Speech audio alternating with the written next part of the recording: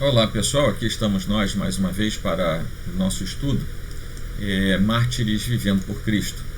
E nesse momento nós vamos dar início a nossas leituras e aquilo que tem a ver com a sequência daquilo que nós temos feito ao longo de tantos meses. Um estudo relativamente prolongado, mas que tem dado bons resultados, creio eu, para o nosso crescimento espiritual. Conforme vocês vão ler, hoje nós vamos passar para mais um novo bloco, um novo momento, a partir do capítulo 3, no versículo 13, e indo, portanto, até o versículo 19 do capítulo 4, nós vamos ver os argumentos de Pedro quando ele instrui as igrejas para as quais ele escreve, a respeito do encorajamento dos santos. Uma parte disso que já foi que será tratado de modo mais intenso, ele já foi salpicando no início da sua carta, mas hoje nós vamos ler como é que ele vai fazer isso de modo mais pontual. O encorajamento dos santos, portanto, é o novo bloco que vai de 3:13 até 4:19. Até o versículo 22 nós vamos ver que os santos, ou seja, o encorajamento dos santos que sofrem mesmo sendo retos. E hoje vamos tratar dos dois primeiros versículos desse trecho. Eu vou ler com vocês esse pequeno pedaço da Escritura que diz assim: Ora, quem é que vos há de maltratar, se fordes zelosos do que é bom? Mas ainda que venhais a sofrer por causa da justiça, bem-aventurados sois. Não vos amedronteis, portanto, com as suas ameaças, nem fiqueis alarmados. Antes, santificai a Cristo como Senhor em vosso coração, estando sempre preparados para responder a todo aquele que vos pedir razão da esperança que há em vós, fazendo-o todavia com mansidão e temor, com boa consciência, de modo que naquilo em que falam contra vós fiquem envergonhados os que difamam o vosso bom procedimento em Cristo. Porque, se for da vontade de Deus, é melhor que sofrais por praticardes o que é bom do que praticando o mal. Pois também Cristo morreu uma única vez pelos pecados, o justo pelos injustos, para conduzir-vos a Deus, morto sim na carne, mas vivificado no Espírito, no qual também foi e pregou os espíritos em prisão, os quais noutro tempo foram desobedientes, quando a longanimidade de Deus aguardava nos dias de Noé, enquanto se preparava a arca, na qual poucos, a saber 8 pessoas, foram salvos através da água, a qual, figurando o batismo, agora também vos salva, não sendo a remoção da imundícia da carne, mas a indagação de uma boa consciência para com Deus por meio da ressurreição de Jesus Cristo, o qual, depois de ir para o céu, está à destra de Deus, ficando-lhe subordinados anjos e potestades e poderes.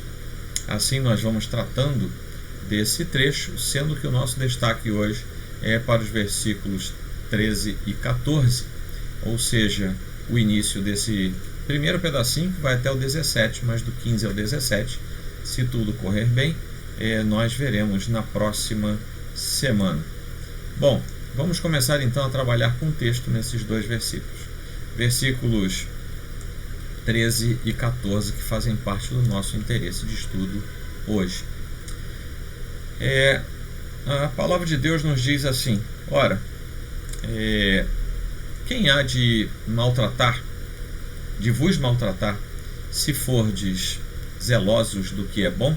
Essa é uma pergunta peculiar, uma pergunta interessante, e nós podemos ver que Pedro então inicia esse trecho com uma pergunta retórica, que faz uma conexão clara com o capítulo 2, versículos 13 e 14, que ele tinha acabado de instruir os irmãos, dizendo que todo cristão deve se submeter às autoridades por causa do Senhor, porque estas, as autoridades, deveriam castigar os malfeitores e louvar os que praticam o bem. Ora, o normal seria a resposta agora nessa pergunta ser: se formos zelosos do que é bom, ninguém haverá de nos maltratar.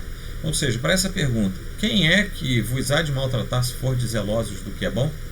Por causa do que ele tinha falado lá no capítulo 2, a resposta natural seria ninguém. Se a gente for zeloso com o que é bom, se a gente cuidar com muita aplicação do que é bom, ninguém vai maltratar a gente. Mas essa resposta é natural diante de uma pergunta que tem uma resposta direta. No entanto, não parece sofrer restritivos claros da graça comum. Ou seja, isso vai acontecer porque a graça comum do Senhor se derrama sobre a sociedade e até mesmo os magistrados, as autoridades, cuidam daquele que é bom e castigam quem não é bom. Então, essas pessoas seriam agentes de Deus para o bem comum. Calvino também traz a ideia de que, mesmo que seja comum que ocorra o bem pelo bem e não o contrário, nem sempre esse é o caso. Ou seja, nem sempre a nossa expectativa vai ser com aquilo que seria lógico diante de uma resposta lógica. E por que Calvino diz isso? Ele fala o seguinte: pois os filhos de Deus, por mais que se esforcem em pacificar os ímpios pela bondade e se mostrem bondosos para com todos, todavia se veem assaltados por muitos sem qualquer merecimento. Então, essas duas falas iniciais do nosso estudo vêm de Wayne Grudem e de João Calvino. Prosseguindo aqui, de certa forma, esse mesmo tipo de pergunta retórica é aquela que nós encontramos lá em Paulo, quando ele fala aos Romanos 8,31: se Deus é por nós, quem será contra nós? O que se segue de perto por uma sentença do reformador John Knox, que você já deve ter ouvido, né, quando ele inclusive se levantava com sua voz e com a sua pregação contra as forças governamentais ímpias do seu tempo. Ele repetia: com Deus ao seu lado, o homem está sempre em maioria. Não é à toa que a rainha dizia que tinha mais receio das orações imprecatórias de John Knox do que dos exércitos que eventualmente cercassem a Escócia. Pedro volta depois a falar com os cristãos, querendo que eles entendam que a pessoa que pode querer maltratá-los é um malfeitor, sem deixar a possibilidade real de que cristãos sinceros e honestos sejam atacados. Ou seja, o fato de alguém atacar, mesmo sob a autorização dada por Deus, não torna aquela pessoa menos malfeitora. Inclusive, atacar fisicamente, mesmo fazendo os cristãos somente o que é bom e sendo fiéis a Deus. Mas ele também sabe que Deus não abandona seus filhos quando eles fazem a sua vontade. E faz muito bem se nós entendermos que não há qualquer contradição nessa fala. Isso porque lá no versículo 14 ele mostra que a possibilidade de sofrimento é real. Ele está ensinando aos leitores que, se sofrerem física ou materialmente por amor a Cristo, eles não serão vencidos, porque Deus não os abandona. Se, entretanto, quando praticais o bem, sois igualmente afligidos, e o suportais com paciência, isso é grato a Deus, porquanto para isto mesmo fostes chamados. É um trecho dos versículos 20 e 21 do capítulo 2. Bom, curiosamente, para expressar a expectativa ou certa ansiedade, né, que se vê por trás dessa pergunta, Pedro emprega uma palavra grega que é muito delicada na sua tradução, vamos dizer assim. É a palavra que seria traduzida por zelote. E nós sabemos que pelo menos um discípulo de Jesus era um zelote, né? Isso está lá em Lucas 6,15 e Atos 1,13. A palavra grega que Pedro usa para expressar a ansiedade do crente em fazer o bem pode ser traduzida, portanto, como zelote. E essa mesma palavra tinha uma forte conotação política no meio de Israel no século I. Desde o tempo dos Macabeus, ou seja, ali no silêncio intertestamentário, onde você encontra os dois livros dos Macabeus, né, que se encontram também na Bíblia, que é utilizada pela Igreja Católica, os zelotes formavam entre os judeus, eles eram judeus e ali dentro formavam uma classe de homens que era fanaticamente apegada à lei mosaica, à lei de Moisés. A tal ponto eles eram aferrados à lei que eles recorriam muitas vezes à violência para impedir que a religião fosse violada. Além disso, eles eram também extremamente nacionalistas. Eles eram um grupo político, além de religioso. Mais tarde, ele era mais ou menos aquele povo que atesta ter uma boa teologia, mas não larga política no púlpito, né? Mais tarde, no entanto, a comunidade judaica passa a usar o seu zelo, santo, vamos dizer assim, e excessivo como pretexto para terríveis crimes. Então atentados e mortes e assassinatos começam a acontecer por conta de crimes, que é por conta de um excessivo zelo. Eles eram tão zelosos, tão piedosos, que começaram a matar os outros. No entanto, fazendo as conexões que nós precisamos fazer para entender por que Pedro usa essa expressão, nós sabemos, por exemplo, que Pedro não utiliza o termo para incitar, nem para exortar os irmãos a atos extremistas, atos políticos. Isso porque não se encaixaria com o resto da epístola. Não tem como a gente pensar isso de Pedro, nem como a gente pensar isso dos apóstolos do primeiro século, que pregavam uma pregação muito semelhante uns dos outros. Então, Pedro, portanto, não vai nesse caminho, mas Pedro está estimulando os irmãos a gastarem toda a sua energia fazendo o bem. Ora, como é que pode ser isso? Nós sabemos disso porque a mesma palavra também pode significar, segundo o léxico de Strong, que eu já usei ali em cima, alguém que arde em zelo, usado para descrever Deus como zeloso de qualquer rival e severamente reivindicando seu controle. Desejoso por zelo por algo, no sentido de adquirir, sustentar ou lutar por alguma coisa. Pedro quer significar aqui, então, depois que a gente viu isso, quando ele usa a palavra zeloso, ele quer significar alguém realmente entusiasmado em defender, em fazer o bem, alguém que se entrega totalmente no bem geral, de verdade, sem falsidade ou segundas intenções. Tá aí, né? Da onde é que nós tiramos isso aí? Ok. Chegamos ao versículo 14. E nós vemos o seguinte: mas ainda que venhais a sofrer por causa da justiça, bem-aventurados sois. Não vos amedronteis, portanto, com as suas ameaças, nem fiqueis alarmados. A sequência pergunta retórica de Pedro começa por uma adversativa, mas ainda que venhais a sofrer, e essa adversativa nos remete a uma resposta inusitada à pergunta, né? A pergunta que foi feita antes agora ganha uma resposta. Sim, a possibilidade de sofrer, faltou um Rzinho ali, de sofrer é real, embora no mundo ideal isso deveria ser algo remoto. Ou seja, no mundo ideal, que nós sabemos que os magistrados, as autoridades foram deixadas por Deus para preservar o que faz o bem e castigar o que faz o mal, a resposta deveria ser não. Mas a resposta é sim, porque o mundo ideal está longe do mundo real, né? E isso está de acordo com a construção grega de Pedro nesse trecho. E aqui há uma grande semelhança entre as palavras de Pedro e as palavras de Jesus lá nas bem-aventuranças, lá quando ele prega no monte, e quando ele diz o seguinte: bem-aventurados os perseguidos por causa da justiça, porque deles é o reino dos céus. Mateus 5,10. Para Calvino, isso significa dizer que os cristãos realmente comprometidos com Cristo serão vencedores no Senhor e terão vida tranquila através da bondade e da paz, ainda mais que por meio de atos violentos. Ou seja, não tente conseguir essas coisas por atos violentos e vingativos, antes faça isso pela paz. Por isso, mesmo que eles sejam perseguidos, os cristãos, mesmo que sejam perseguidos, mesmo que sofram tentando ser fiéis e corretos, sem negligenciar as virtudes cristãs, eles serão abençoados. Ou seja, serão perseguidos, serão maltratados por causa da justiça, mas serão também abençoados exatamente porque sofrem em função da justiça do Senhor. Aqui também já há um diferencial. Bem-aventurados aqueles que sofrem por causa da justiça. E tem um monte de gente, principalmente, que tem um viés ideológico, qualquer que seja ele, dentro do universo cristão, que diz que essa é a justiça.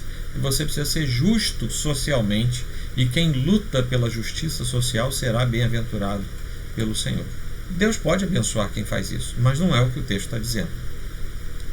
O texto está dizendo que nós seremos bem-aventurados se formos perseguidos por causa da justiça do Senhor e não da justiça humana, que aliás é chamada na Escritura de trapo de imundícia, né? Então, diferindo daquilo que seria um julgamento natural de nossa carne, sabemos que Deus por fim virá como libertador e então se manifestará publicamente, o que agora parece incrível, isto é, que as misérias dos santos eram abençoadas enquanto sofriam com paciência. Ora, segundo Kistemacher, o que Pedro quis dizer com por causa da justiça, e aqui eu continuo explicando isso para vocês a partir desses comentários. O termo descreve uma das características de Deus, ele é justo. Tem aí a referência de 1,17 de Hebreus 6,10. O mesmo pode ser dito de Cristo, porque Pedro escreve: pois também Cristo morreu uma única vez pelos pecados, o justo pelos injustos, para conduzir-vos a Deus, morto sim na carne, mas vivificado no Espírito. Está lá em 3,18, que a gente vai ver daqui a 2 semanas. Os cristãos muitas vezes sofrem por fazer o que é certo. Sofrem por amor de um Deus que é justo, e Deus promete que irá abençoá-los. Isso descarta um pensamento horizontal de que ser perseguido por causa da justiça seria por causa da nossa justiça. Eu sou perseguido porque eu cuido dos que passam fome. Eu sou perseguido porque eu transformei minha igreja, meu púlpito, num palanque político, e eu sou perseguido porque eu quero fazer a justiça social. Não, você pode fazer isso tudo. Aliás, eu sugiro que não faça do seu púlpito um palanque político, porque não dá certo. São esferas diferentes. Mas você pode fazer o que quiser, mas não é por causa dessa justiça ser perseguido. Você pode ser perseguido por grupos criminosos, por causa da justiça humana. Você pode ser perseguido por lados opostos à sua ideologia, porque você faz justiça humana. Agora, o que Pedro está dizendo aqui é que a gente é perseguido por causa da justiça de Deus, aquela justiça que se estabelece sobre todo aquele que é ser humano, como nós, sendo ele impenitente ou filho de Deus. E é exatamente na sua justiça que reside o fato de que não haverá de abandonar os seus em meio ao sofrimento e à perseguição. Exatamente porque Deus é justo e por causa do nosso sofrimento em função dessa sua justiça que ele vai nos abençoar.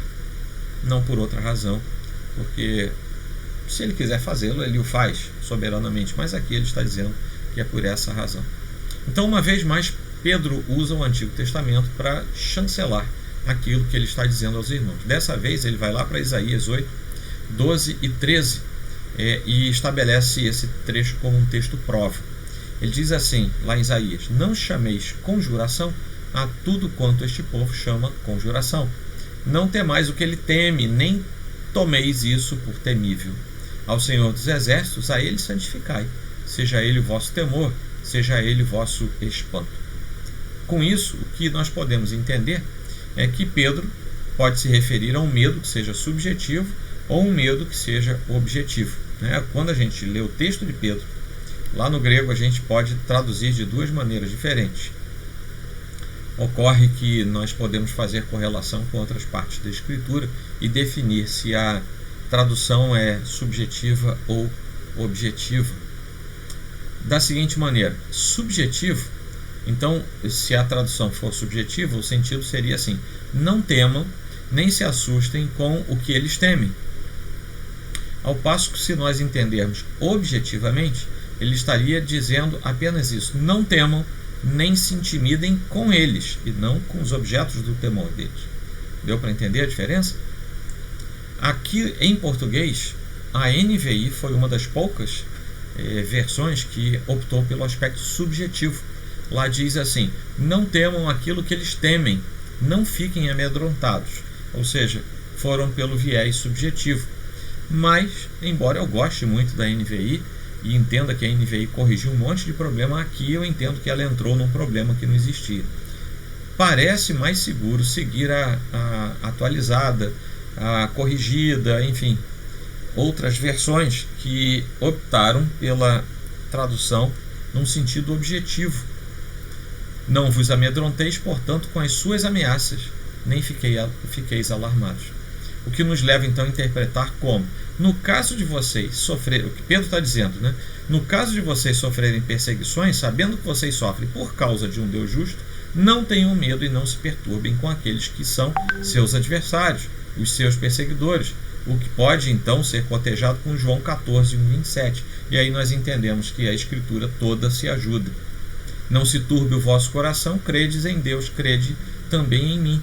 Deixo-vos a paz a minha paz vos dou, não vou-la dou como a dá o mundo. Não se turbe o vosso coração, nem se atemorize. Então, os adversários podem maltratar os crentes, mas não podem feri-los quando estes têm Cristo em seu coração, quando Cristo está presente no coração do cristão. Não há lugar para medo. Em resumo, Cristo é sua defesa. Bom, nós estamos chegando ao fim. Esses 2 versículos, então, foram a base do nosso estudo de hoje. Eu não entrei, ele ficou até mais curto do que normalmente temos os nossos estudos, mas por que isso? Porque se nós entrássemos no versículo 15, nós teríamos que entrar pelo assunto da próxima semana inteira, e aí nós teríamos que ir até o versículo 17, se não me falha a memória, para encerrar mais até o 17, para encerrar mais um bloco de compreensão do texto. Então, para a próxima semana, nós vamos ver de 15 a 17. Hoje, nós estamos encerrando o nosso estudo. Eu espero que você tenha sido acrescido, e daqui a pouquinho nós estaremos juntos no aplicativo Zoom às 20 horas e 15 minutos, tá bom? Mesmo que haja um intervalozinho maior, porque hoje tivemos um estudo mais curto. Então, às 20 horas e 15 minutos, a nossa sala do Zoom será aberta com aquele mesmo link da semana passada, mas nós vamos colocá-lo de novo nas salas do WhatsApp, nos grupos de WhatsApp da igreja, tá bom?